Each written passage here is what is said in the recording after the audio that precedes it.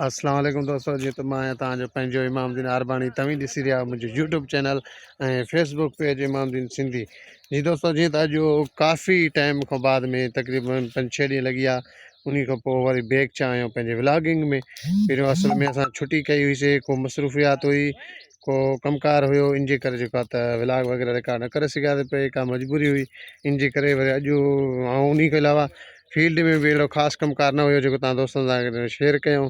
Field में बि मां न हुयुमि, 2-3 ॾींहं छुटी ते हुयुमि। ऐं अॼु जेको आहे त मां फील्ड में मौजूदु आहियां। खाद वग़ैरह स्टार्ट कराई आहे, सेकंड यूरिया स्टार्ट कराई आहे, उहा जेका त पलिंड वग़ैरह ॾिए थो, उन जा व्यू तव्हांखे चेक करायूं था। ऐं जीअं वरी को ॿियो कमकार छो, उन जा व्यू तव्हां लाज़मी चेक कराईंदासीं। फ़िलहालु तव्हां जेका खाद अचे थी उन जा व्यू चेक कयो ऐं कमेंट्स बॉक्स में राय लाज़मी ॾियो।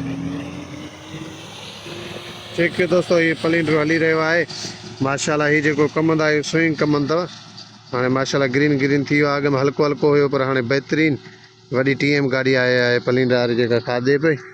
हे साम्हूं बेलदार वग़ैरह बोटा वग़ैरह पंहिंजा कठे करे पियो। साम्हूं 5 बोरियूं, इहे 5 बोरियूं ॿिए प्लाट जूं आहिनि। 2 इंजण असां गॾु हलाईंदासीं, पोइ तक़रीबन जेको आहे त माना 2 इंजण जंहिं महिल गॾु हलाईंदासीं त पोइ 10 एकड़ जेकी इरीगेशन आहे इनशाला सुभाणे सवेल ताईं कंप्लीट थी वेंदी। बसि काफ़ी मसरूफ़ियात इन जे करे तव्हां दोस्तनि सां व्लॉगिंग में न ईंदा हुयासीं, पर हाणे अची चुका आहियूं। बसि कम बैक इनशाला डेली रूटीन सां तव्हांखे व्लॉग नओं ॾेखारींदासीं पिया।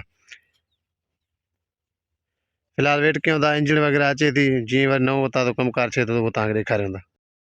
जी दोस्तों, जीअं त फाइनली माशाल्लाह हाणे मां हिकु गाॾी ते मौजूदु आहियां जेका फ्रंट वारी बना मशीन आई हुई। मां बनो वग़ैरह कढी में खाद बि अची वई, बनो बि कढाए में, इंजण बि माशाल्लाह पुॼी वई आहे। इंजण स्टार्ट नथी थिए, शायदि एयर वग़ैरह हुई, उहो बि मिस्त्री बि आया आहिनि, एयर बि कढनि था। उन जा व्यू तव्हांखे ॾेखारियां थो। जंहिं गाॾी ते मां मौजूदु आहियां उन जा बि व्यू तव्हांखे चेक करायां थो। चेक कयो दोस्तों, हीअ फ्रंट वारी गाॾी आहे जंहिं ते मां वेठो आहियां। हाणे जेको आहे बनो कढियो आहे, पोइ बना मशीन पातल अथसि हिन प्लाट जा साम्हूं जा, ऐं हिन प्लाट जा जेके हिन बना कढिया आहिनि।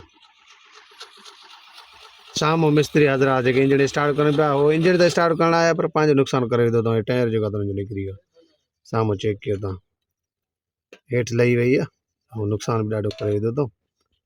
बसि जीअं स्टार्ट थिए त वरी उनजा पाणी वग़ैरह हले त पोइ उनजा बि तव्हांखे ॾेखारियूं।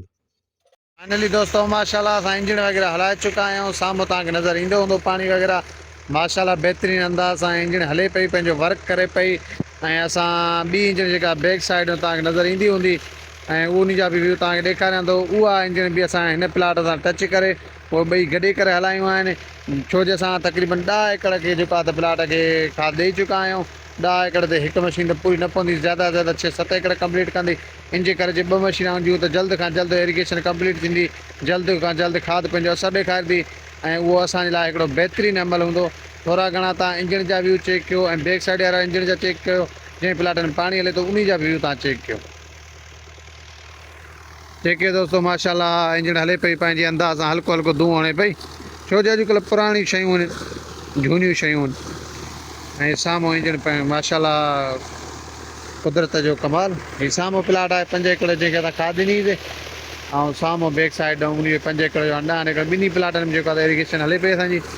साम्हूं जेकी ट्यूबवेल आहे उहा बि असां हिन अॾ सां फिराए करे टच कई आहे ऐं इनशाला सुभाणे सवेल ताईं कंप्लीट थींदा। वरी पोइ ॿिए ॾींहुं असां खाद वग़ैरह खणंदासीं। उमेदु आहे त दोस्तों अॼु व्लॉग तव्हांखे पसंदि आयो हूंदो ऐं कमेंट्स बॉक्स में पंहिंजी राय बि लाज़मी ॾींदा, केतिरी हद ताईं तव्हांखे पसंदि आयो, केतिरी हद ताईं न आयो।